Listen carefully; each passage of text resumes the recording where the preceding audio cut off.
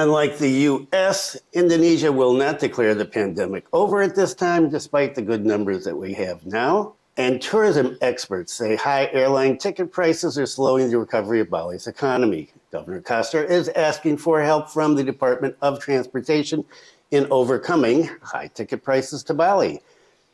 Stay tuned and find out the details.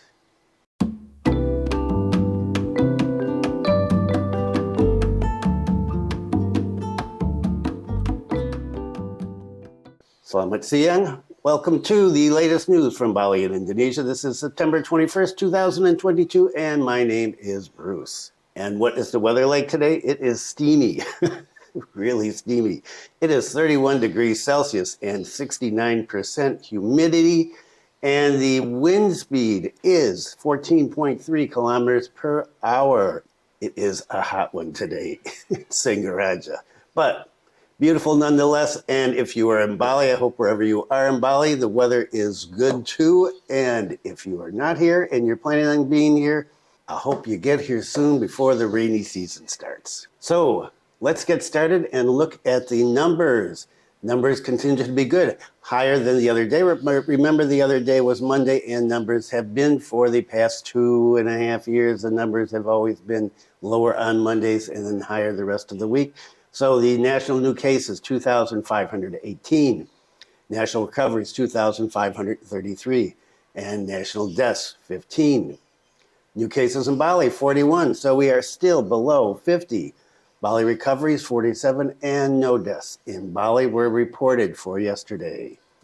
So good news on that. And some good news on the positivity rate. Weekly positivity rate, 7.80. Daily positivity rate, 6.68. And so these numbers are still looking good. And so that leads us right into the first story about COVID and boosters. Bali vaccinations approach 74%. That is the third vaccination. Bali is ready to welcome Endemic. The Bali provincial government has prepared a number of steps to suppress the spread of COVID-19 on the island of the gods. From a number of indicators, it appears that Bali has been able to control the virus that began to spread over 2 years ago. As I mentioned at the start, the third dose now is over 70%, according to the government. This optimistic tone was conveyed by the head of the Bali Provincial Health Office, Dr. E. Nyoman Gede Anam, who I've talked about many times over the past 2 years. He said, seeing the current developments in the way that COVID is being handled in Bali, he said, Bali is ready to go endemic. He said, even though there are still cases every day in Bali, the number is not significant because the average daily number of cases has been below 20. Okay, that's not the numbers that I've been seeing. Maybe he's got some different numbers there. While the percentage of numbers to death related to COVID is also very small, 0.14%. And the positive number for COVID tracing is very low at 1.6%, so way below the national average. Another encouraging indicator, he said, is the progress of vaccinations. The first dose has reached 107%, 107% of the target population. That's not everybody, right? It's the target population. They're still going on 70% of the total population. Second dose of vaccinations has reached 97%, and the third dose has passed its target of 74%. He said, in reality, it's 80.51%. So as usual, when you see numbers, you've always got to think, okay, they're somewhere in the ballpark, right? The fourth dose, the second booster, is a program that is for health workers right now, and it's reached 80%. So he said, even though indicators look very encouraging for Bali, we also have to look at the way COVID is developing in the region, in Indonesia, and throughout the world. And so there we are. Things are looking good in Bali. And of course, if you read comments and you listen to what I say, you know that mask wearing is minimal these days, zero in some places. Tourists, well, probably almost nobody wears them anymore. And locals, the number is dropping as well because the government still has us in pandemic mode, but most people are acting like the virus is over. And that leads us to the next story. Jokowi will not follow Joe Biden and declare pandemic is over. So until I saw this article, I didn't know that Biden had declared the pandemic was over. I had to go back and look in the news. And apparently, Biden, in an interview the other day, said the pandemic is over, but that COVID is still a problem, but he's ready to declare pandemic over in the United States. Think that has anything to do with the upcoming election in November in the United States? If you said yes, you'd probably be right. So President Jokowi said he's in no rush to declare the pandemic over in Indonesia. He wants to wait until WHO makes that decision. He said the pandemic is happening all over the world, and so the only one that can release a statement that it's over is the WHO. The president added that Indonesia has to be careful, and so there's no need to rush. He said we have to remain vigilant and don't rush to the immediate state that the pandemic is over. He also reminded people that there are still one or two countries that are experiencing an increase in COVID cases, and that's been happening in Japan recently. And the WHO did say last week that the end is in sight for the pandemic, but not here yet. And so that is where we are, folks. We're still in the pandemic stage, but you couldn't tell by being out in the street. Well, in Singaraja, still about 50% of the people, more or less, that's just an eyeball count, are wearing masks. The rest not. You can go into shops with the exception of Clandy's, and nobody is wearing a mask there. Nobody expects you to wear a mask. And the police, I talk to them all the time, don't have a mask on, don't say a word. So that's the situation here. And what about ticket prices and the Balinese economic recovery? Koster asked Minister of Transportation to help overcome expensive airline tickets and add flights to Bali. Since mid-March, the number of tourists coming to Bali has continued to increase, and we're somewhere around 10,000 a day now coming through Ngurah Rai Airport. The number of domestic tourists is 12 to 14,000 a day, and I'm going to talk about domestic tourists in another segment that's coming up. The governor of Bali has said that the conditions have been improving here, but that there are constraints due to the price of airline tickets, and that's the next story. So the current condition in Bali compared to before COVID-19 is that we have more than 50% of foreign tourists coming in and 30 to 40% of domestic tourists. And domestic tourists are being constrained by the increase in prices due to the rise in gasoline here in Indonesia. So the governor of Bali asked the Minister of Transportation to help by getting more flights coming to Bali so that the ticket prices decrease. He said, I need to say that Bali's economy is 54% more dependent on the tourism sector. Okay, I talked about this in the last video, the number 54%.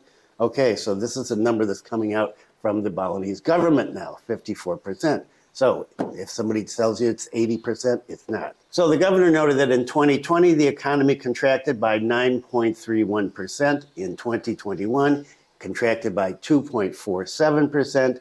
And for the first quarter of this year, it went up 1.46%. The second quarter, 3.04%. So we're moving up, good directions. And the target for the third and fourth quarter is 3.5% to 4%. And the governor said he hopes that next year we'll be able to go to 5% or more so that we can be above the national economic growth, as Bali usually is. And according to this article, they quoted a price from Traveloka, one-way flight ticket from Sydney to Bali at 8 million to 26 million.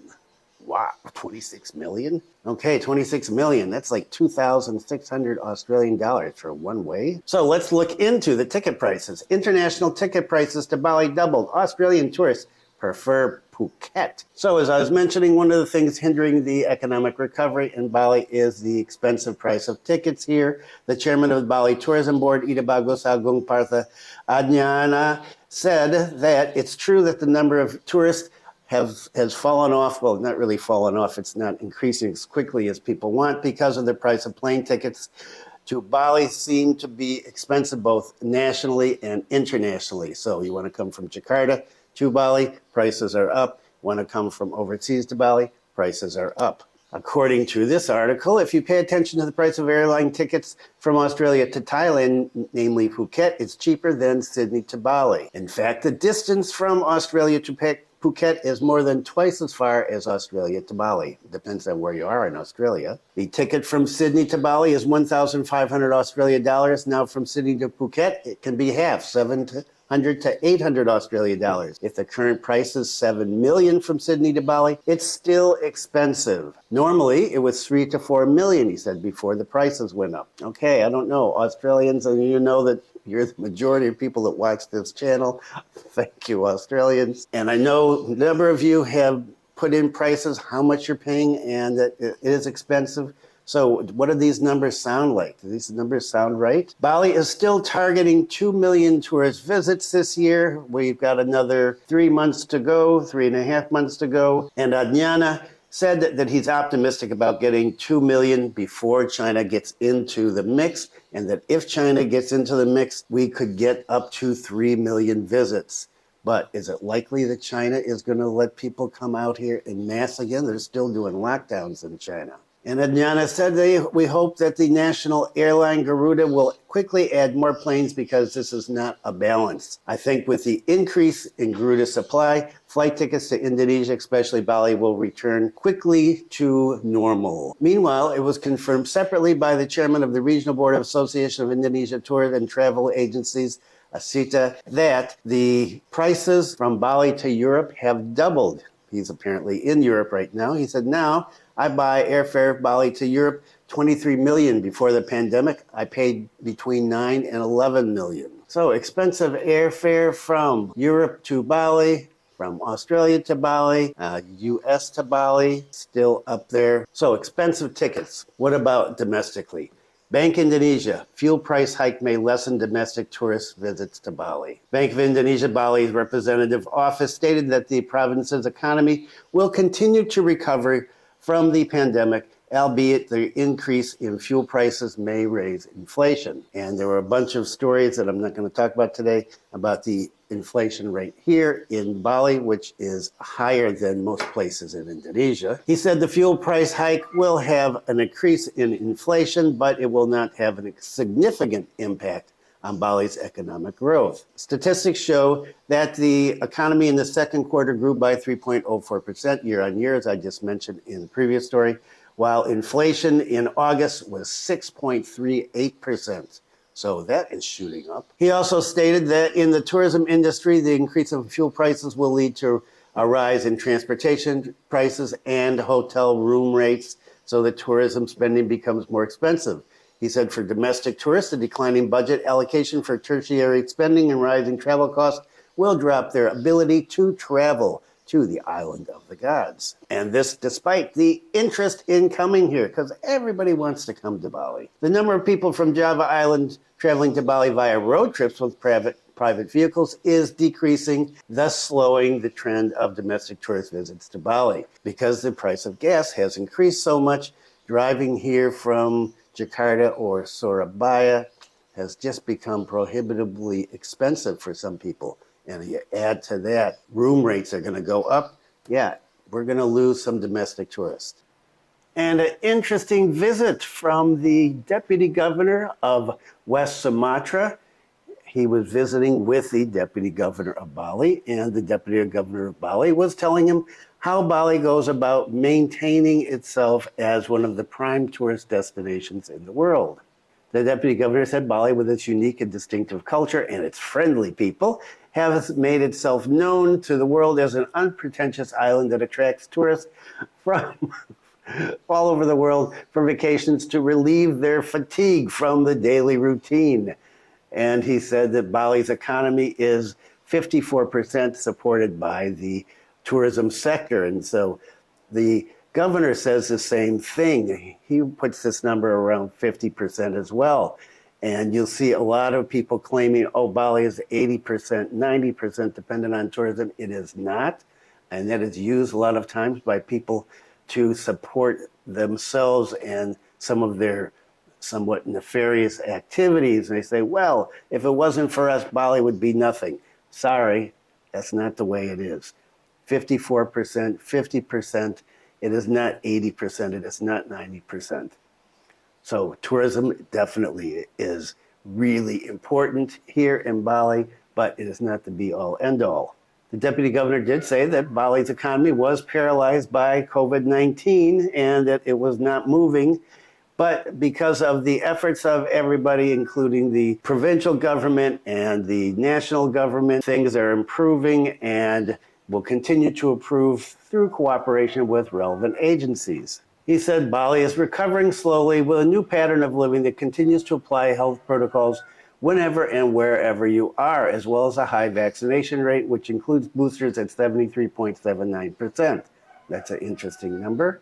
He said this gives the world confidence that Bali is fine and remains a safe and comfortable place for anyone, especially foreign tourists and domestic tourists as well. The deputy governor of West Sumatra was joined by the head of West Sumatra Government Bureau, the head of West Sumatra Tourism Office, the head of West Sumatra Welfare Bureau, and the head of West Sumatra Cooperative Service, and the West Sumatra Liaison Head. So a lot of people. This was a nice little junket to come to Bali.